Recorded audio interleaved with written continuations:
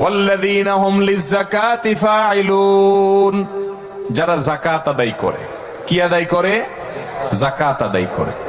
যাকাত আদায় এটা ওই ব্যক্তির উপরে ফরজ হয় যার 595 গ্রাম রূপা কেনার মতো টাকা থাকে। 52.5 তোলা ভরি গ্রামে কনভার্ট করলে 595 গ্রাম রূপা হয়।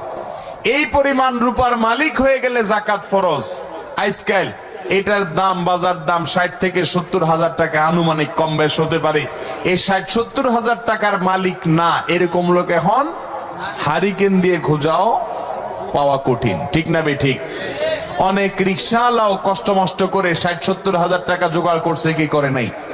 বহু লোক আছে, অনেক কাজের লোক, শ্রমিক মানুষ, সেও 60-70 হাজার টাকা জোগাড় করছে। এই টাকা যার কাছে 1 বছর থাকবে তার যাকাত দেওয়া কি ফরজ। এখন যাকাত দেওয়াটাকে আমরা একটা স্টাইল বানাই নিছি। বড় লোকরা যাকাত দেয় শাড়ি লুঙ্গি, দেখছেন আপনারা? কি দেয়? শাড়ি লুঙ্গি দেয়। শাড়ি লুঙ্গি দিয়ে যাকাত দেওয়ার মানে কি? এটার মানে হলো মানুষ দেখানো। বিভিন্ন দোকানে লেখা থাকে, আপনারা খেয়াল করছেন কিনা, এখানে যাকাতের শাড়ি লুঙ্গি পাওয়া যায়। দেখছেন আপনারা? যাকাতের শাড়ি লুঙ্গির মানে কি? আমি প্রায় চিন্তা করি, শাড়ি লুঙ্গি তো সব শাড়ি লুঙ্গি এক, আবার যাকাতের শাড়ি লুঙ্গিটা কি? আপনারা বুঝেন কোনটা? যাকাতের শাড়ি লুঙ্গি বলা হয় ওই শাড়ি লুঙ্গিকে যেটা এক ধোয়াতে ধ্বংস হয়ে যাবে। ঠিক না বে ঠিক? যাকাত যারা দিবে, আল্লাহর রাস্তায় যারা দান করবে, তারা কি ভালো জিনিসটা দিবে না খারাপটা দিবে? আল্লাহ কোরআনে বলছেন, লান তানালুল বিররা হাত্তা তুনফিকু মিম্মা তুহিব্বুন। ততক্ষণ পর্যন্ত তোমরা আল্লাহর প্রিয় পাত্র, ভালো মানুষ হইতে পারবা না যতক্ষণ পর্যন্ত তোমার সবচেয়ে পছন্দের জিনিসটা আল্লাহর রাস্তায় দান না করবা।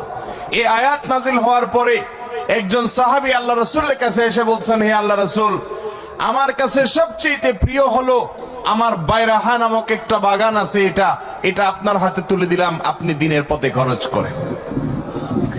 আর আমরা সাহাবীরা তো সবচেয়ে প্রিয় জিনিসটা আল্লাহর জন্য দেয়, আমরা কি করি? আমরা যাকাতের শাড়ি লুঙ্গি হিসাবে এমন কাপড় চোপড় দেই যেগুলা গরিব এক ধোয়ার পরেই ওইটার রং টং উঠে তেনা হয়ে যাবে। ঠিক না বে ঠিক? অনেক লোক মসজিদে দান বাক্সে টাকা দেওয়ার সময় পকেটে সবচেয়ে ছিঁড়া টাকাটা দেয়, আছে না নেই? এরকম অনেক কমবক্ত, এরকম অনেক হতভাগা আছে না নেই? ছিঁড়া টাকাটা মানিব্যাগে গোছায় থুইয়া দেয়। দুই ব্যক্তির জন্য গোছায় তো, কিছু লোক আছে মসজিদের জন্য রাখে, আবার অনেকে আছে পুলিশে ঘুষ দেওয়ার জন্য রাখে। আমি এক লোক পাইছি, সে বলে যে আমি কখনো জাল নোট টোট ধরা পড়লে আমার হাতে চিন্তা করি এটা তো কোথাও চালানো যাবে না, তো এটা রাইখা দিই। যখন কোথাও পুলিশ টুলিশ ধরে এবং অন্যায়ভাবে আমার প্রতি জুলুম করে, তো আমি ওইটা আস্তে করে গুজাই দিই। পুলিশ তো আর জাল আর আসল দেখার সময় নাই, সে তো চোর, চোরের মনে তো পুলিশের মনে আবার পুলিশ, যার কারণে সে তো চুরি করে আস্তে করে পকেটে নিতে পারলে জান বাঁচে। ঠিক না ভাই ঠিক? আমি বললাম যে বুদ্ধি তো খারাপ না, আসলে জাল নোট তো ওই জাল লোকরে দেওয়ার সবচাইতে উপযুক্ত। ঠিক না ভাই ঠিক? কিন্তু সেখানে দেন ভালো কথা, আল্লাহর ঘরে ছিঁড়া টাকাটা দিবেন, দান বাক্সে ছিঁড়া টাকাটা দিবেন, আর এই টাকা দিয়ে আল্লাহকে খুশি করবেন, কোনোদিন সম্ভব হবে না।